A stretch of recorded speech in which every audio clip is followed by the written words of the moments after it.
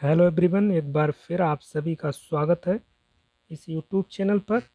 और इस वीडियो में हम DFCCIL जूनियर मैनेजर का एक मॉडल पेपर देखेंगे।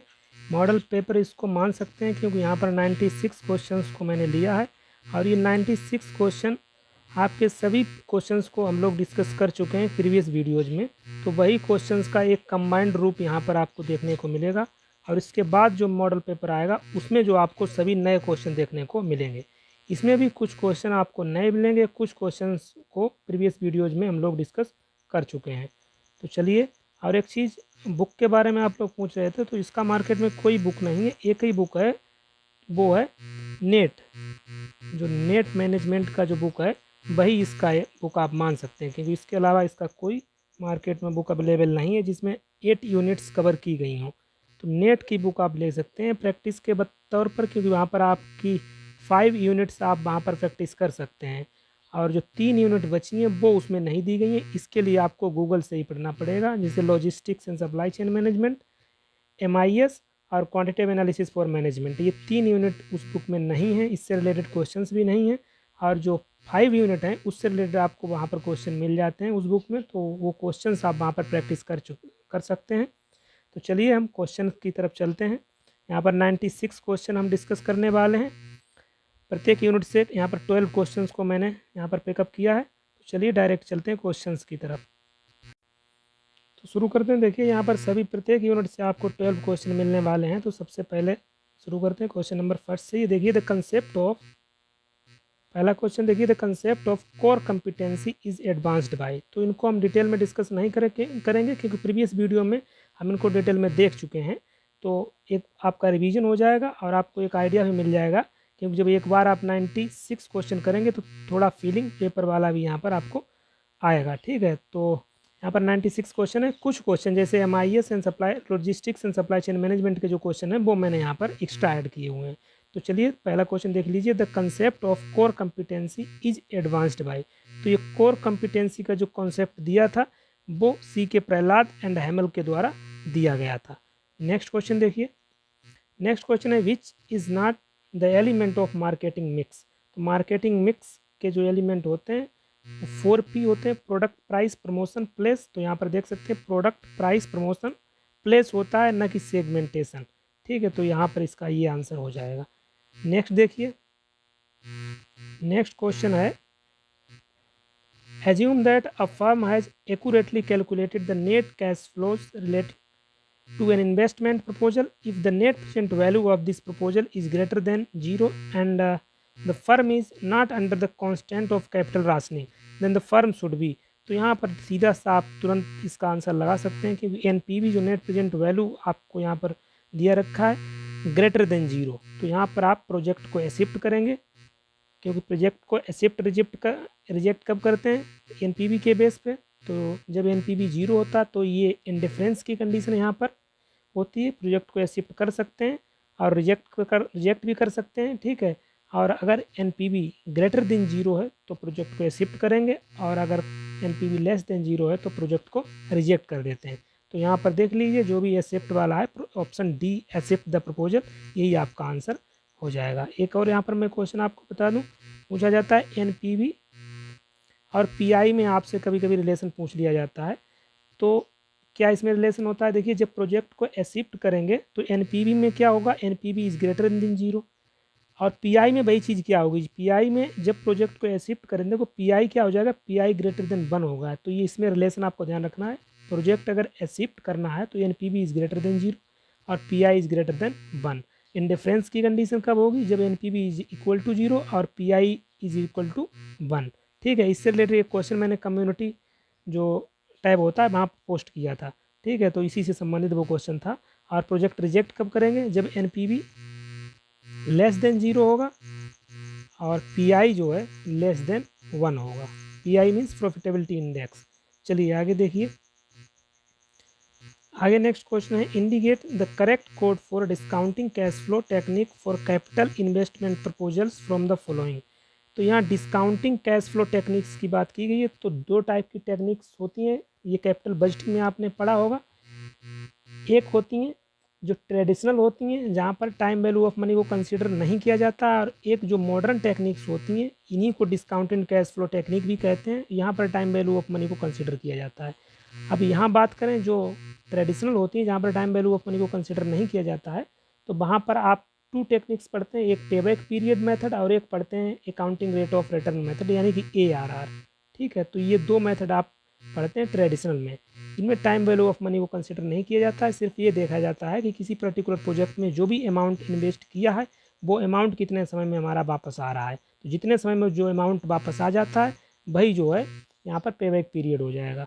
अब मॉडर्न टेक्निक में आप लोगों ने 3 टेक्निक पढ़ी होंगी, कौन कौन सी देखिए, एक तो आपने NPV पढ़ी होगी, एक PI पढ़ी होगी प्रॉफिटेबिलिटी इंडेक्स, ठीक है, एक और होती है जिसको बोलते हैं IRR internal rate of return. तो ये जो है मॉडर्न टेक्निक है, डिस्काउंटिंग कैश फ्लो टेक्निक है, इसमें टाइम वैल्यू ऑफ मनी को कंसिडर किया जाता है।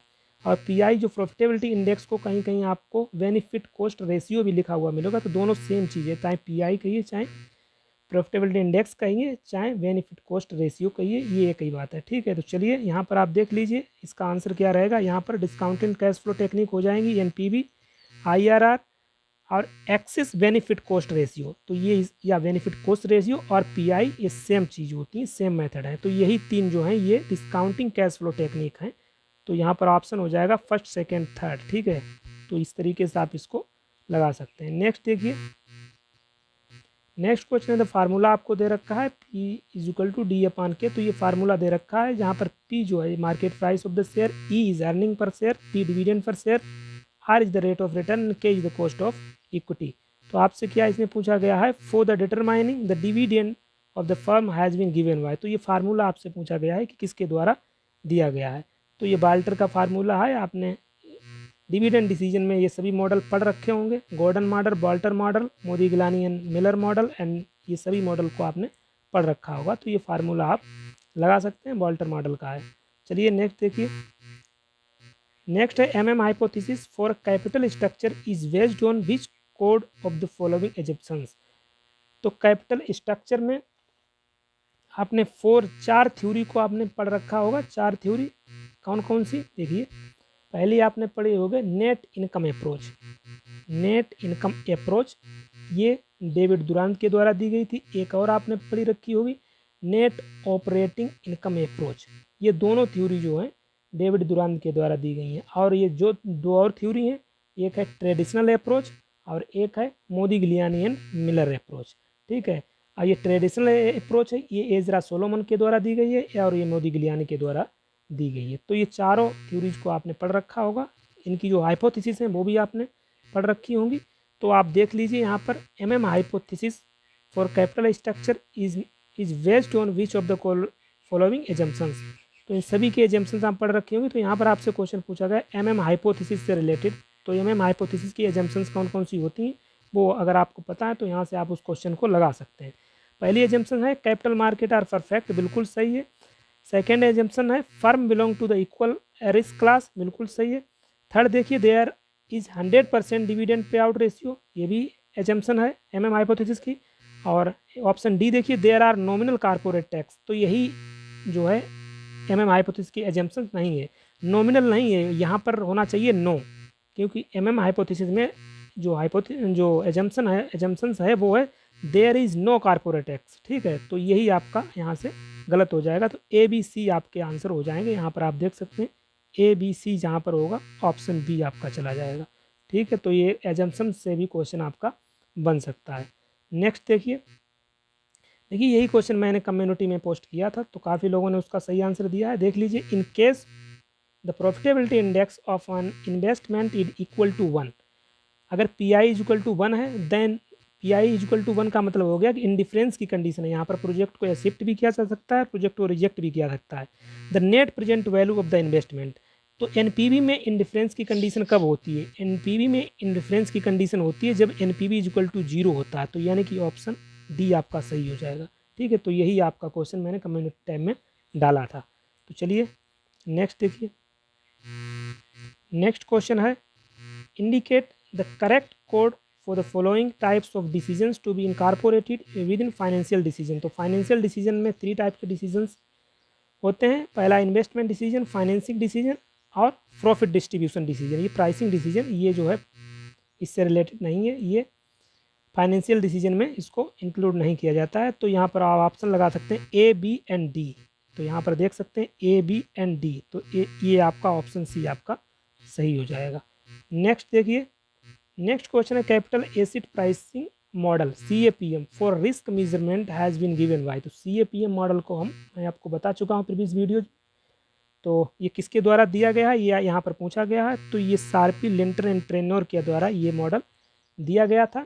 और इससे रिलेटेड एक फार्मूला भी मैंने बताया था, जिससे न्यूमेरिकल कभी कभी क्वेश्चन बन जाएगा आपके एग्जाम में। तो आपको ध्यान रखना है, cost of equity is equal to होता है RF plus beta into RM और माइनस RF। एक बार फिर लिख देता हूँ यहाँ पर, cost of equity is equal to होता है RF plus beta into RM minus RF। ठीक है, ये इसका फार्मूला होता है कैपिटल एसिड प्राइसिंग मॉडल का। कॉस्ट ऑफ इक्विटी इसके कैलकुलेट करते हैं। यहाँ पर RF जो है रिस्क फ्री रिटर्न होता है, और बीटा है, बीटा को जो है यहाँ पर बोलते हैं मार्केट रिस्क। इसको बीटा को मार्केट रिस्क कहते हैं। और RM होता है मार्केट रिटर्न, और ये रिस्क फ्री रिटर्न। तो यहाँ पर वैल्यूज आपको क्वेश्चन में दी जाती हैं, सिर्फ आपको इस फार्मूले में पुट करनी होती हैं। वो वैल्यूज आपको आंसर उसका मिल जाता है कभी कभी अगर एग्जाम में न्यूमेरिकल पूछा जाता है।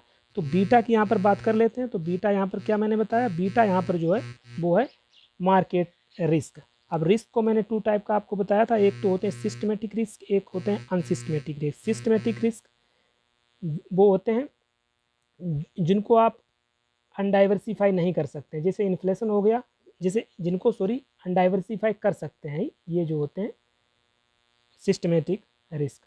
ठीक है, जैसे इन्फ्लेशन हो गया, रिसेशन हो गया, इस तरीके के रिस्क।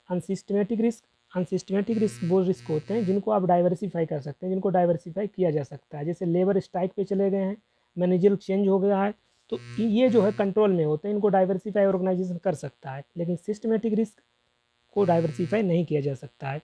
तो ये 2 टाइप के रिस्क होते हैं। चलिए नेक्स्ट क्वेश्चन क्या है, यहाँ पर beta is a measure of. तो बीटा क्या मेजर करता है, इसको मैं अभी बता चुका हूँ। ये सिस्टमेटिक रिस्क को मेजर करता है।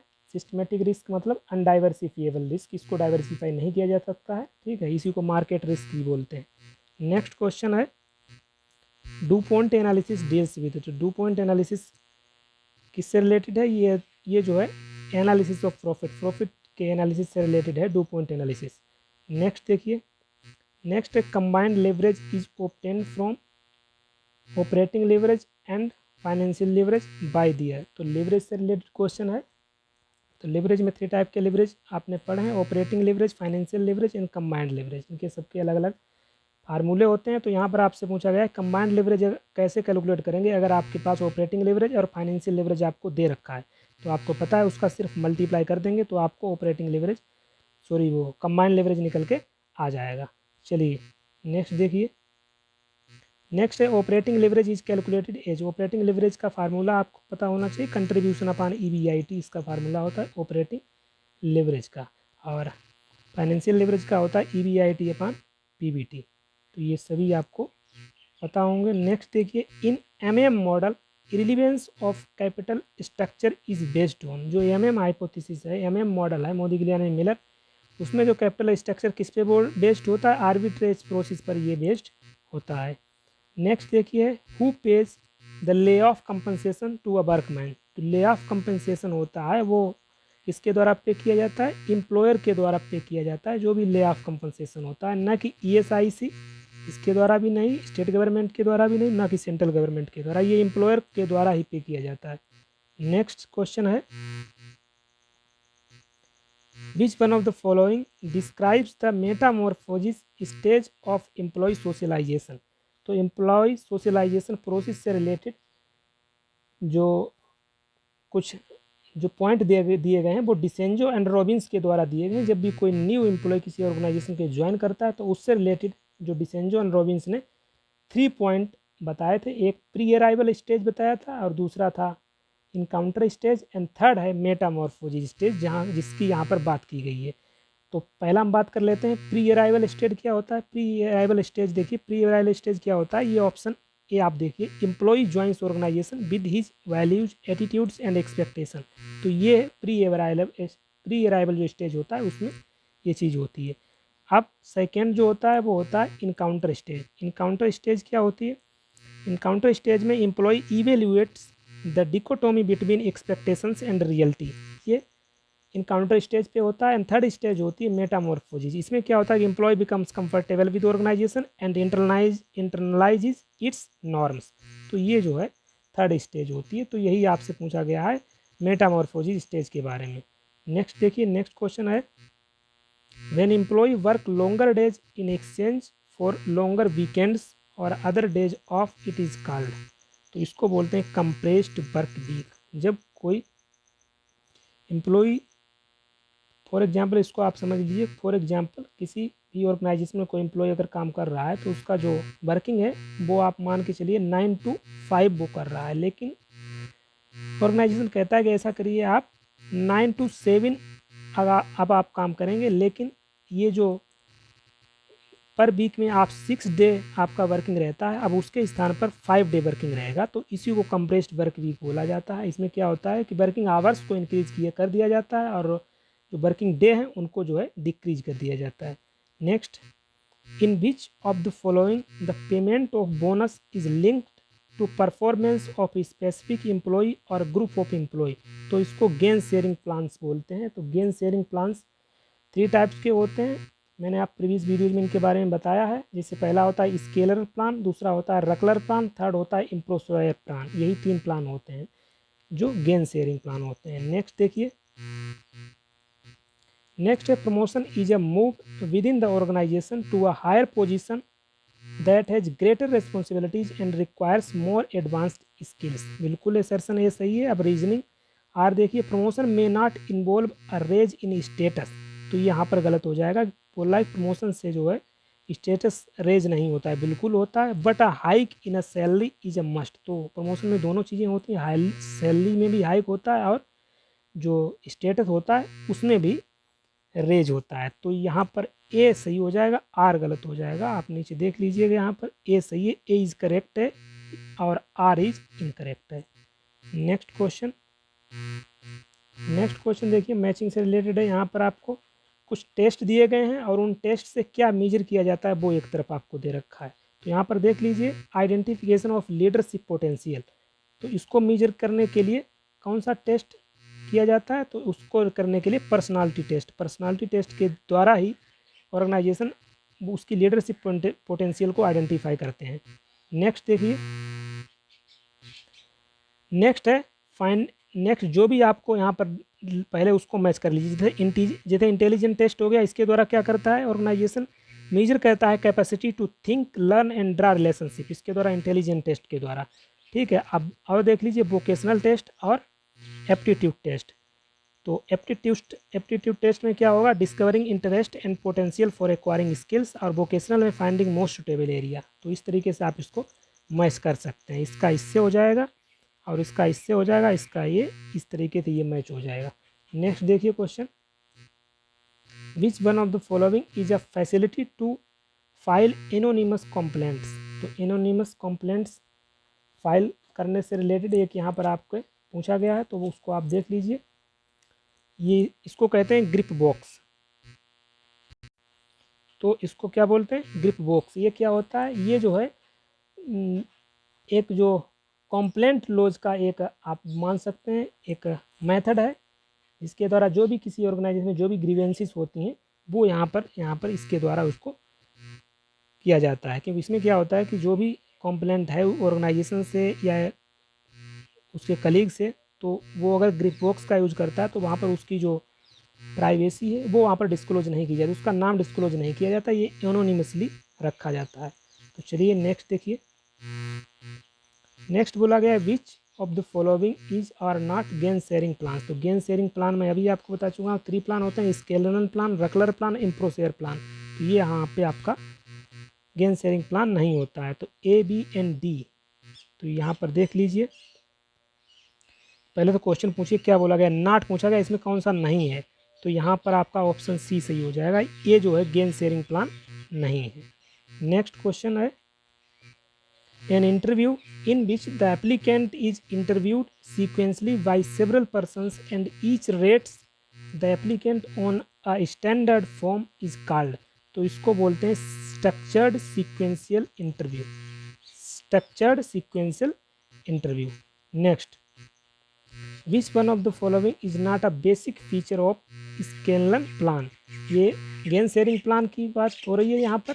मैं अभी आपको बता चुका हूँ जो 3 गेन शेयरिंग प्लान होते हैं, एक तो स्केलन प्लान होता है, दूसरा रकलर प्लान होता है रकर, और तीसरा जो होता है एक इम्प्रोशेयर होता है। तो यहाँ पर स्केलन जो प्लान होता है उसका आपसे फीचर पूछा गया है, तो उसके फीचर की बात करेंगे। तो यहाँ पर देखिए, philosophy of competition, identity, competency, involvement system. तो यहाँ पर 5 जो हैं फीचर होते हैं स्केलन प्लान के। पहला होता है फिलोसफी ऑफ कंपटीशन, नहीं होता है, यहाँ पर होता है philosophy of cooperation, philosophy of cooperation. दूसरा फीचर होता है आइडेंटिटी, तीसरा होता है कॉम्पिटेंसी, चौथा होता है इन्वॉल्वमेंट सिस्टम, और पांचवा होता है शेयरिंग ऑफ बेनिफिट्स फार्मूलाज। ठीक है, तो ये 5 फीचर होते हैं स्केलन प्लान के। तो यहाँ पर यही आपका गलत हो जाएगा, कंपटीशन की जगह कोऑपरेशन होना चाहिए। Next, which is not a method of performance appraisal. तो परफॉर्मेंस अप्रेजल का इसमें बोला गया है कौन सा मेथड नहीं है, तो straight ranking method, man to man comparison method, check list method. तो ये सभी जो हैं परफॉर्मेंस अप्रेजल के मेथड हैं। तो परफॉर्मेंस अप्रेजल में 2 टाइप्स के मेथड आप लोगों ने पढ़े होंगे, एक तो होते हैं ट्रेडिशनल मेथड और एक होते हैं मॉडर्न। मॉडर्न में जो इम्पोर्टेंट है वो BARES जो है, ये इम्पोर्टेंट आपको पता होगा, ये आपको अच्छे से पढ़ लेना है। नेक्स्ट देखिए, which of the following includes under techniques of training. तो ट्रेनिंग टेक्निक्स 2 टाइप्स की होती हैं, एक ऑन द जॉब होती है, एक ऑफ द जॉब होती है। ऑन द जॉब जो जॉब के ड्यूरिंग जिनको कंडक्ट किया जाता है, ऑफ द जॉब वो होती हैं जो जॉब के बाहर जिनको कंडक्ट किया जाता है। तो यहाँ पर पूछा गया है कौन सी टेक्निक है ट्रेनिंग की, तो on the job training method, informal training, role playing method. तो ये सभी जो हैं ट्रेनिंग के ही मेथड्स हैं। नेक्स्ट क्या है, नेक्स्ट है in India which pricing practices is not permissible. तो इंडिया में जो प्रीडेटरी प्राइसिंग स्ट्रेटजी जो होती है, प्रैक्टिस होती है प्रीडेटरी, ये यहाँ पर परमिसिबल नहीं है इंडिया में। इसमें क्या होता है, कोई भी ऑर्गेनाइजेशन अपने प्रोडक्ट का जो प्राइस है वो उतना कम कर देता है, उसका सीधा सा जो मोटिव रहता है कि कंपटीटर को किस तरीके से बाहर किया जाए। तो इस तरीके से बहुत ही कम प्राइस पर अपने प्रोडक्ट को सेल करता है, तो जो कि यहाँ पर परमिसिबल नहीं है इंडिया में। तो ये हो जाएगा प्रीडेटरी प्राइसिंग। तो पेनिट्रेटिंग और स्कीमिंग प्राइसिंग। स्कीमिंग प्राइसिंग में मैंने आपको बताया था, कोई भी प्रोडक्ट जब कंपनी मार्केट में लॉन्च करती है तो यही 2 प्राइसिंग स्ट्रेटजीज को फॉलो करती है, या तो पेनिट्रेटिंग करेगी या तो स्कीमिंग प्राइसिंग को फॉलो करेगी। स्कीमिंग में वो क्या करती है, अपने प्रोडक्ट को हाई प्राइस के साथ मार्केट में इंटर करती है। इसका ये मानना रहता है कि प्रोडक्ट नया है, टेक्नोलॉजी नई है, तो उसका मार्केट से एडवांटेज लिया जाए। और पेनिट्रेशन पर प्राइसिंग स्ट्रेटजी में ऑर्गेनाइजेशन लो प्राइस के साथ मार्केट में एंटर करता है। और पेनिट्रेशन प्राइसिंग स्ट्रेटजी वालों का ये मानना होता है कि लो प्राइस के साथ मार्केट में एंटर करो, फिर एक हम अपना मार्केट बनाइए, उसके बाद धीरे धीरे प्राइस को इंक्रीज करना शुरू कर दीजिए। तो ये सभी प्राइसिंग स्ट्रेटजीज हैं। चलिए नेक्स्ट है for distinctive services characteristics greatly affect the design of marketing program for service, the appropriate combination is. तो सर्विस कैरेक्टरिस्टिक्स पूछी गई हैं यहाँ पर। सर्विस मार्केटिंग में आपने 4 टाइप की जो पढ़ी होंगी, एक होता है इंटेंजिबिलिटी, इंसेपरेबिलिटी, वेरिएबिलिटी एंड पेरिसेबिलिटी। ठीक है, तो इंटेंजिबिलिटी सर्विस को देख नहीं सकते, टच नहीं कर सकते। इंसेपरेबिलिटी में जहाँ पर सर्विस को सर्विस प्रोवाइडर से अलग नहीं किया जा सकता है। ठीक है, इसी प्रकार पेरिसेबिलिटी, सर्विस को आप स्टोर नहीं कर सकते हैं। तो ये सभी सर्विस मार्केटिंग के कैरेक्टरिस्टिक्स हैं। नेक्स्ट देखिए, नेक्स्ट है target marketing involves which of the following activities. तो टारगेट मार्केटिंग में क्या होता है, मार्केटिंग STP इसको बोलते हैं, STP सेगमेंटेशन, टारगेटिंग, पोजिशनिंग। तो मार्केट पोजिशनिंग, मार्केट टारगेटिंग और मार्केट सेगमेंटेशन। मार्केट बिहेवियर यहाँ पर आपका नहीं होगा। तो यही हो जाएगा A, B and D। तो यहाँ पर आप देख सकते हैं A, B and D, option C। Next, which of the following is not a method of segmenting a market. तो मार्केट सेगमेंटिंग के कौन कौन से मेथड है वो आपसे यहाँ पर पूछा गया है। देखिए, बिहेवियरल सेगमेंटेशन होता है, एक साइकोग्राफिक सेगमेंटेशन होता है, एक कस्टमर सेगमेंटेशन होता है, बेनिफिट सेगमेंटेशन नहीं होता है, ये मार्केट सेगमेंटेशन का मेथड नहीं है। Next, select the phase of product life cycle. Product life cycle का फेज की बात की गई है तो मैं कई बार आपको बता चुका हूँ। सबसे पहले जो फेज होता है वो होता है इंट्रोडक्शन फेज, और इंट्रोडक्शन के बाद क्या आएगा, इंट्रोडक्शन के बाद जो आता है वो ग्रोथ फेज आता है। तो पहले इंट्रोडक्शन हो जाएगा, दूसरे के बाद ग्रोथ, और उसके बाद maturity, and last is decline कर जाएगा। तो ये जो है प्रोडक्ट लाइफ साइकिल के फेज होते हैं। Relationship marketing means, relationship marketing में रिलेशनशिप का मतलब होता है relation between company and consumers. Next question है, after conducting the business analysis for developing a new product a company must do.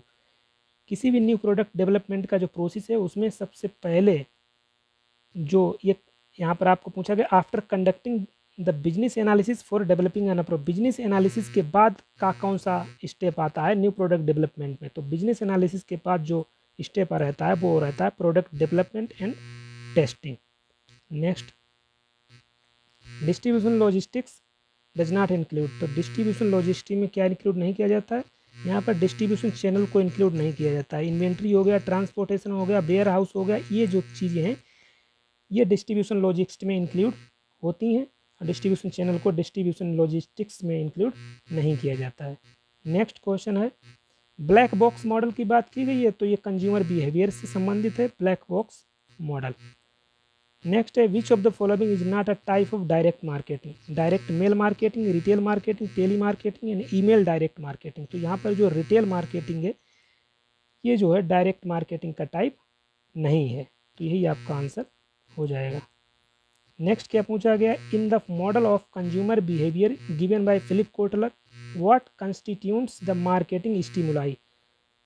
तो कंज्यूमर बिहेवियर का जो मॉडल दिया गया फिलिप कोटलर के द्वारा उसमें मार्केटिंग स्टिमुलाई किसको बोला गया है, तो जो 4P है इन्हीं को मार्केटिंग स्टिमुलाई बोला गया है फिलिप कोटलर के द्वारा। जो कंज्यूमर बिहेवियर दिया गया है उसमें 4Ps of marketing, product, price, promotion, place.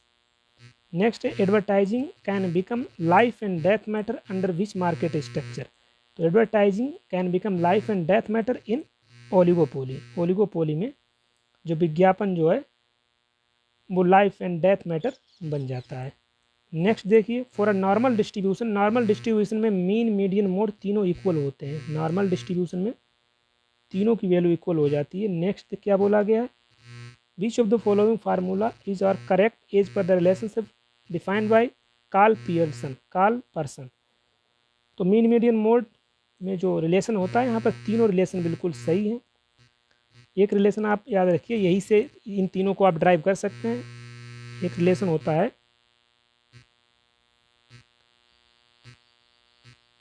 Mode is equal to होता है 3 into median minus 2 into mean. बस इसी के द्वारा आप इन तीनों को फार्मूलेट कर सकते हैं। तो यहाँ पर ये तीनों आपका आंसर हो जाएगा।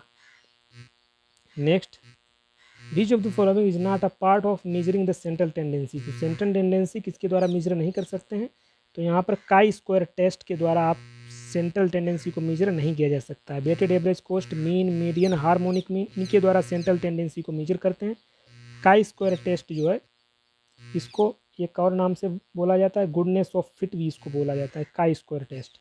नेक्स्ट देखिए, the middle value of N ordered array of numbers is, तो इसको मीन बोलते हैं। नेक्स्ट बोला गया है, if median is 54 and mean is 60 mode will be. तो यहाँ डायरेक्ट उसी रिलेशन से आप इसको कैलकुलेट कर सकते हैं जो अभी मैंने बताया। कौन सा relation, mode is equal to 3 into median minus 2 into mean. बस इस फार्मूले में वैल्यू रख के आप इसको कैलकुलेट कर सकते हैं। नेक्स्ट देखिए, one of the following is not a method of studying variation. तो वेरिएशन किसके द्वारा आप यहाँ पर स्टडी नहीं करते हैं, तो देख लीजिए, रेंज के quartile deviation, mean deviation, standard deviation, इन सभी के द्वारा, चारों के द्वारा जो है वेरिएशन को स्टडी किया जाता है। एवरेज के द्वारा वेरिएशन को स्टडी नहीं किया जा सकता है। Next, the variance is 600 to 5 then standard deviation. तो वेरिएंस और स्टैंडर्ड डेविएशन में जो रिलेशन होता है, जो फार्मूला आपको पता होगा, इससे डायरेक्ट आप इसका आंसर निकाल सकते हैं, क्योंकि 6 to 5 का स्क्वायर रूट हो जाएगा, तो यहाँ पर 25 इसका आंसर हो जाएगा। यहाँ पर कौन सा फार्मूला आपको याद रखना है, देखिए स्टैंडर्ड डेविएशन आपसे पूछा गया, स्टैंडर्ड डेविएशन, तो standard deviation is equal to होता है रूट ऑफ वेरिएंस, या इसको ऐसे भी कह सकते हैं variance is equal to standard deviation का स्क्वायर। नेक्स्ट क्वेश्चन है, a shopkeeper wants to stock shoes, the best suitable average for him will be. एक शॉपकीपर है, अपने जो शूज़ हैं उनका स्टॉक करना चाहता है, तो इनमें से कौन से मेथड को उसे फॉलो करना चाहिए, arithmetic mean, median, mode, none of the above. तो यहाँ पर वो मोड को फॉलो करेगा, कि मोड में क्या होता है, जिसकी हाईएस्ट फ्रीक्वेंसी होती है वही उसका मोड होता है। तो यहाँ पर वो सबसे पहले ये चेक करेगा कौन सा जो शू है उस ज़्यादा सेल हो रहा है, ज़्यादा सेल हो रहा है का मतलब उसकी फ्रीक्वेंसी ज़्यादा है, तो वो उसी को स्टोर करेगा। तो यहाँ पर आप मोड इसका आंसर लगा सकते हैं। नेक्स्ट देखिए, इन अ सिमेट्रिकल डिस्ट्रीब्यूशन, तो सिमेट्रिकल डिस्ट्रीब्यूशन में मीन, मीडियन एंड मोड की जो वैल्यू होती है वो आइडेंटिकल होती है। Mean, median and mode values are identical. अगर इक्वल यहाँ नहीं दिया है तो देखिए आइडेंटिकल, यही इसका आंसर हो जाएगा। Next, from the following identify the test which can be used both as parametric and non parametric. तो काई स्क्वायर एक ऐसा टेस्ट है जिसको पैरामेट्रिक एंड नॉन पैरामेट्रिक दोनों में इसको यूज किया जाता है। नेक्स्ट है, arrange the following in ascending order in the testing of hypothesis. Hypothesis testing का आपको सीक्वेंस यहाँ पर लगाना है। तो किसी भी हाइपोथेसिस को टेस्ट करने के लिए सबसे पहला काम होता है सेटिंग अ हाइपोथेसिस। सबसे पहले हाइपोथेसिस को सेट किया जाता है, उसके बाद जो सेकंड स्टेप रहता है determining the level of significance. उसके बाद लेवल ऑफ सिग्निफिकेंस को डिटरमाइन किया जाता है। अब उसके बाद देखिए यहाँ पर ऑप्शन से इसको आप लगा सकते हैं, सबसे पहले थर्ड पॉइंट रहेगा, उसके बाद फर्स्ट रहेगा। तो देखिए यहाँ पर ये तो एलिमिनेट हो जाएंगे, थर्ड के बाद फर्स्ट यानी कि ऑप्शन बी। तो एलिमिनेशन से आप आसानी से काफ़ी क्वेश्चंस को सोल्व कर सकते हैं। तो ठीक है, इस तरीके से आप इसको लगा लीजिएगा। नेक्स्ट देखिए, which among the following is not a technique of business forecasting. तो यहाँ पर कोरिलेशन जो है ये टेक्निक नहीं है बिजनेस फोरकास्टिंग की। नेक्स्ट है, low cost product differentiation and focused market are example of. तो ये बिजनेस स्ट्रेटजी का एग्जाम्पल है, इनडायरेक्टली इसको आप बोल सकते हैं ये पोर्टर की जो जेनरिक स्ट्रेटजी है उसी का ये पार्ट है, जो पोर्टर की जेनरिक स्ट्रेटजी है। पोर्टर की जो जेनरिक स्ट्रेटजी है उससे रिलेटेड मैंने आपको बताई थी कुछ चीज़ें, 3 पॉइंट आपको बताए थे जो बिजनेस लेवल पर अप्लाई होते हैं। पहला बताया था कॉस्ट लीडरशिप बिजनेस स्ट्रेटजी, दूसरा होता है differentiation business strategy, and third is focus business strategy. तो यही आपसे बोला गया है, जहाँ पर कॉस्ट लीडरशिप में किसी प्रोडक्ट की कॉस्ट कम से कम रखी जाती है, और डिफरेंशिएशन में किस तरीके से आप अपने प्रोडक्ट को मार्केट के प्रोडक्ट से डिफरेंशिएट कर रहे हैं, एंड फोकस्ड में फोकस रहना है किसी एक पर, एक सेगमेंट पर आपको फोकस करना है। तो ये बिजनेस स्ट्रेटजी पर फॉलो की जाती हैं जो पोर्टर की जेनरिक स्ट्रेटजी है। तो यही आपसे यहाँ पर क्वेश्चन पूछा गया था। नेक्स्ट देखिए, according to the BCG matrix and given your knowledge of the technological environment, a business unit that manufactures typewriters would be an example of. तो टाइपराइटर आप यहाँ पर पूछा गया BCG मैट्रिक्स के अनुसार, और आपका जो टेक्नोलॉजिकल नॉलेज है वो भी यहाँ पर आपको अपना अप्लाई करना है और बताना है कि ये टाइपराइटर को आप किस में डालेंगे यहाँ पर BCG मैट्रिक्स में, कैश काउ में, डॉग में, या क्वेश्चन मार्क या स्टार में। तो यहाँ पर टाइपराइटर को आप डॉग की कैटेगरी में डाल सकते हैं, क्योंकि जो BCG मैट्रिक्स में मैंने आपको बताया था इसमें क्या होता है, देखिए मैं एक बार फिर बता देता हूँ। एक तरफ यहाँ पर जो है मार्केट शेयर को रखा जाता है, और एक तरफ यहाँ पर मार्केट ग्रोथ को रखा जाता है। अगर किसी पर्टिकुलर प्रोडक्ट या प्रोडक्ट लाइन का मार्केट शेयर भी अधिक है और मार्केट ग्रोथ भी अधिक है तो उसको स्टार की कैटेगरी में रखते हैं, और किसी पर्टिकुलर प्रोडक्ट या प्रोडक्ट लाइन का मार्केट ग्रोथ भी कम है और मार्केट शेयर भी कम है तो उसको डॉग की कैटेगरी में रखा जाता है।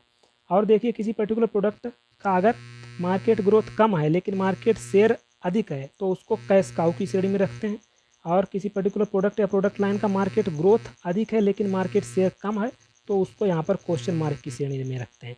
तो क्वेश्चन मार्क में जो स्ट्रेटजी फॉलो की जाती है वो एनालाइज की यहाँ पर स्ट्रेटजी को फॉलो करते हैं, और डॉग की कैटेगरी में मतलब डॉग में ना तो मार्केट शेयर है ना ही मार्केट ग्रोथ है, तो यहाँ पर डाइवेस्ट किया जाता है, डाइवेस्ट की स्ट्रेटजी को फॉलो किया जाता है। और कैश काउ में जो है हार्वेस्ट की स्ट्रेटजी को फॉलो करते हैं, और स्टार में होल्ड स्ट्रेटजी को फॉलो किया जाता है। तो यहाँ पर आप यहाँ आंसर लगा सकते हैं डॉग, क्योंकि यहाँ पर यही इसका आंसर हो जाएगा। Next, the first step in the development of a business mission is, तो बिजनेस मिशन का सबसे पहला स्टेप जो होता है वो होता है SWOT analysis, strength, weakness, opportunity and threat. ठीक है, यहाँ पर स्ट्रेंथ और वीकनेस ये इंटरनल फैक्टर होते हैं, ये ऑर्गेनाइजेशन के कंट्रोल में होते हैं, इनको ऑर्गेनाइजेशन कंट्रोल कर सकता है, लेकिन अपॉर्चुनिटी थ्रेट को एक्सटर्नल फैक्टर बोला जाता है, ये ऑर्गेनाइजेशन कंट्रोल से बाहर होते हैं। नेक्स्ट देखिए, eight which level in the company should market oriented strategic planning begin, तो यहाँ पर जो है कारपोरेट लेवल इसका आंसर हो जाएगा। Which is not a generic strategy as suggested by Michael Porter, तो ये भी क्वेश्चन मैंने कम्युनिटी टैब में पोस्ट किया था, तो इसका आंसर भी आप लगा सकते हैं। तो क्या बोला गया है, माइकल पोर्टर की जो जेनरिक स्ट्रेटजी है वही आपसे यहाँ पर पूछा गया है। तो डिफ्रेंसिएशन, फोकस, कोस्ट लीडरशिप यहाँ पर होता है, डाइवर्सिफिकेशन यहाँ पर नहीं होता है। नेक्स्ट देखिए, which one is not part of Ansoff growth matrix, तो अनसॉफ ग्रोथ मैट्रिक्स का पार्ट कौन सा नहीं है, तो ये इसका पार्ट नहीं होता है। फोकस डेवलपमेंट नहीं होता, market development, product development, diversification, ये सभी पार्ट होते हैं अनसॉफ ग्रोथ मैट्रिक्स में। नेक्स्ट देखिए, as per BCG model hold strategy is used for, तो मैं अभी बता चुका हूँ होल्ड स्ट्रेटजी कहाँ पर फॉलो की जाती है, स्टार में, जहाँ पर किसी पर्टिकुलर प्रोडक्ट या प्रोडक्ट लाइन का मार्केट ग्रोथ भी अधिक होता है और मार्केट शेयर भी अधिक होता है, तो वहाँ पर स्टार में, उस स्टार कैटेगरी में उसको रखा जाता है, वहाँ पर होल्ड स्ट्रेटजी को फॉलो किया जाता है। नेक्स्ट है, what describes the market, product and technological areas of a business, तो ये किसके द्वारा डिस्क्राइब होता है, ये कंपनी के मिशन में ये सभी चीज़ें डिस्क्राइब की जाती हैं। कंपनी का अगर आप मिशन देखें तो वहाँ पर उसका मार्केट, उसका प्रोडक्ट सभी आपको वहाँ पर पता चल जाता है, तो ये कंपनी का मिशन इसका आंसर हो गया। ठीक है,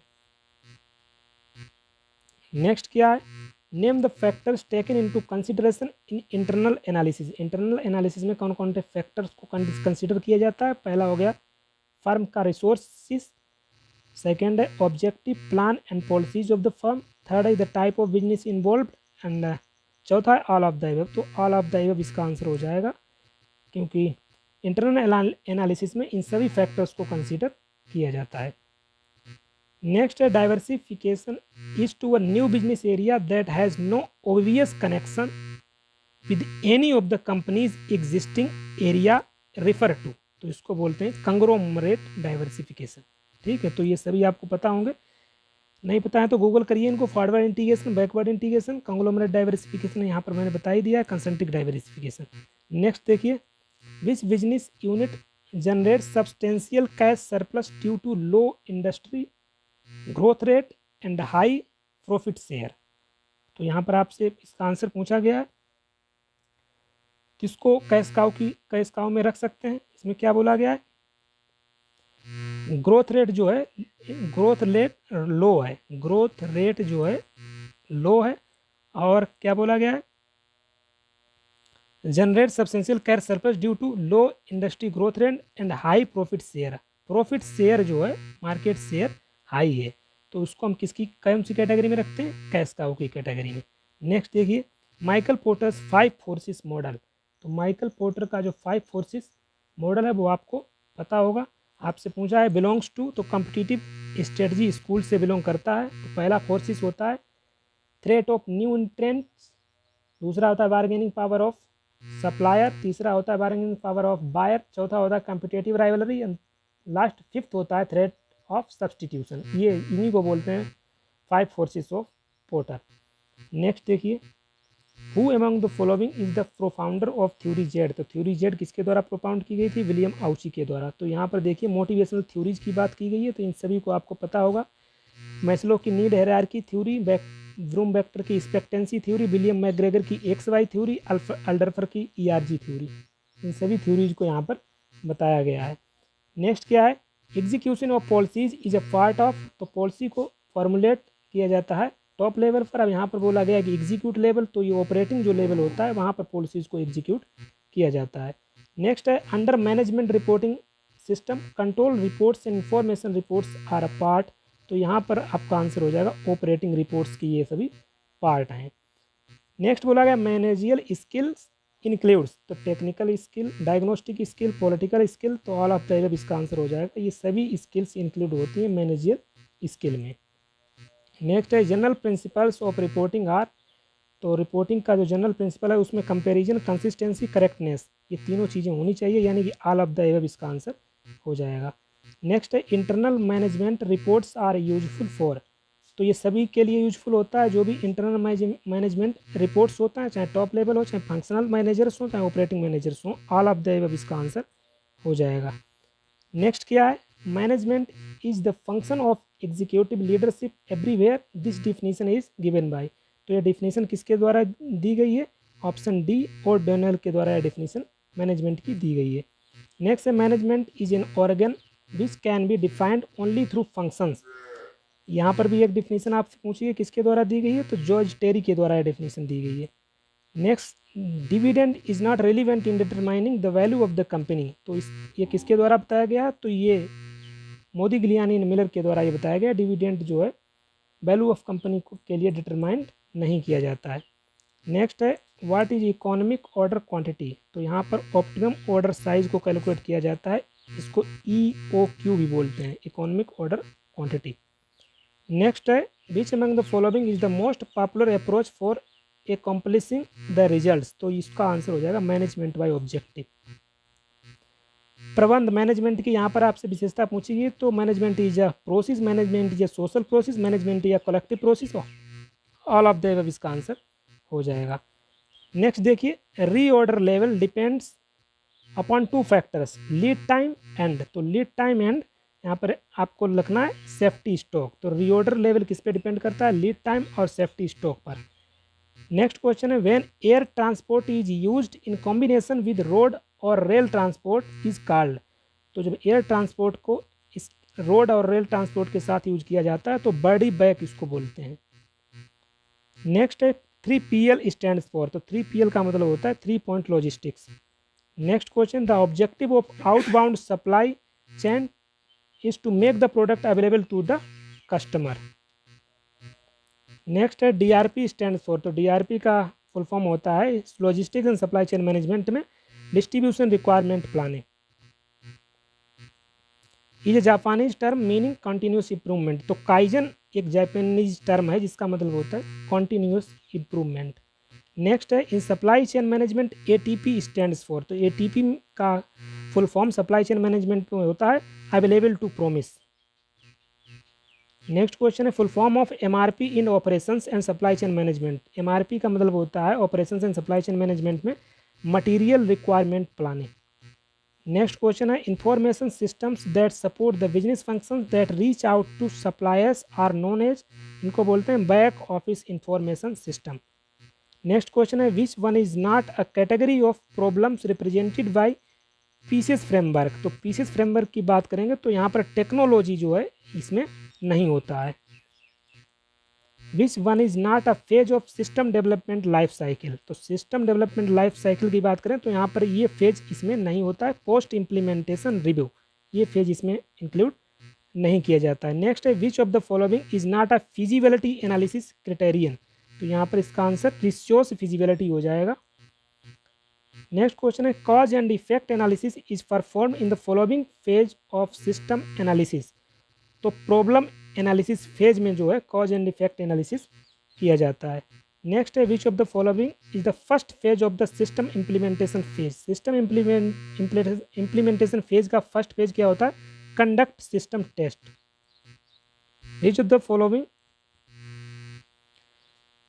are the step in the output design process, तो ये सभी स्टेप्स जो भी हैं वो जो है आउटपुट डिजाइन प्रोसेस में इंक्लूड किए जाते हैं, जैसे specify physical output requirements, identify system output and review logical requirements and design validate and test outputs, design and reprinted forms, तो ये सभी को यहाँ पर इंक्लूड किया जाता है आउटपुट डिजाइन प्रोसेस में।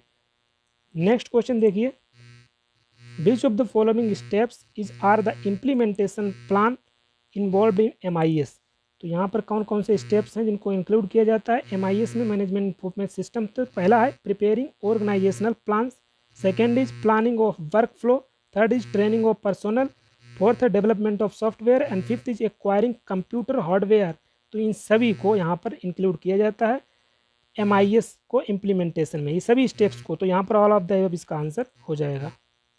नेक्स्ट है the basic component of decision support system. इस क्वेश्चन को भी मैंने कम्युनिटी टैब में कल पोस्ट किया था। तो डिसीजन सपोर्ट सिस्टम का बेसिक कंपोनेंट आपसे पूछा गया, तो यहाँ पर भी ऑल ऑफ द एबव हो जाएगा आंसर। यहाँ पर डेटाबेस, मॉडल बेस और डीएसएस सॉफ्टवेयर सिस्टम, ये सभी जो है बेसिक कंपोनेंट होते हैं डिसीजन सपोर्ट सिस्टम के। नेक्स्ट क्वेश्चन है GDSS is the short form of, तो इसका जो फुल फॉर्म होगा group decision support system, GDSS। Next question देखिए, what among the following are the primary characteristics that information must process। तो यहाँ पर रेलिवेंसी जो है प्राइमरी करेक्टरिस्टिक्स होता है किसी भी इंफॉर्मेशन का, रेलिवेंसी। नेक्स्ट देखिए, नेक्स्ट क्वेश्चन है the correct sequence of an organization supply chain from a system perspective is. तो सिस्टम परस्पेक्टिव के हिसाब से जो करंट सीक्वेंस किसी भी ऑर्गेनाइजेशन का सप्लाई चेन का क्या होना चाहिए, तो यहाँ पर देखिए ऑप्शन सी आपका हो जाएगा acquisition of resources, second is transformation process and third is delivery of customers. Next देखिए, नेक्स्ट क्वेश्चन है, यहाँ पर आपको फिल करना है offers the opportunity to buy direct from the supplier with reduced cost and shorter cycle. तो यहाँ पर इसको बोलते हैं डिसइंटरमीडिएशन। डिसइंटरमीडिएशन में क्या होता है, offers the opportunity to buy direct from the supplier with reduced cost and shorter cycle. Next question है the upstream supply chain is. तो अपस्ट्रीम सप्लाई चेन में क्या होता है, involved with procurement of material from suppliers, ये इसका answer हो जाएगा अपस्ट्रीम सप्लाई चेन। तो ये टोटल 96 क्वेश्चन थे, मैंने आपको करा दिए हैं। टोटल 12 क्वेश्चन मैंने प्रत्येक यूनिट से यहाँ पर लिए थे, तो टोटल 96 क्वेश्चन हो गए। और जो 5 यूनिट थी जहाँ से मैंने क्वेश्चन लिए हैं, वो नेट मैनेजमेंट की जो बुक है, अगर आपने नहीं ली है तो उसका लिंक मैंने डिस्क्रिप्शन में डाल दिया है। अगर आपके पास है, वो चाहे किसी भी प्रकाशन की हो, कोई दिक्कत नहीं है, तो वहाँ से मैंने लिए हैं। और जो 3 यूनिट हैं MIS logistics and supply chain management and quantity analysis for management, ये क्वेश्चन में गूगल से सेलेक्टेड क्वेश्चंस को मैंने यहाँ पर सेलेक्ट किया है। तो चलिए नेक्स्ट वीडियो में मिलते हैं। Thank you.